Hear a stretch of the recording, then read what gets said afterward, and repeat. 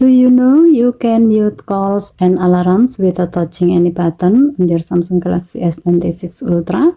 You can simply use gestures. Let me show you how to enable it. First, open setting.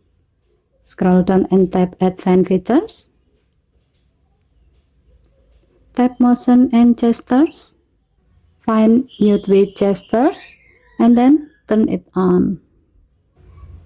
Now, when you receive a call or your alarm goes off, you can place your hand over the screen or turn your phone face down to mute it instantly.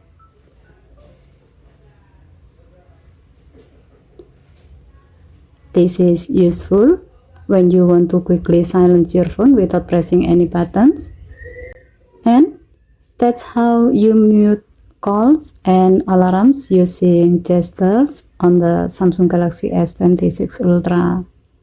Okay, thank you for watching. Please help to like and subscribe. Have a nice day.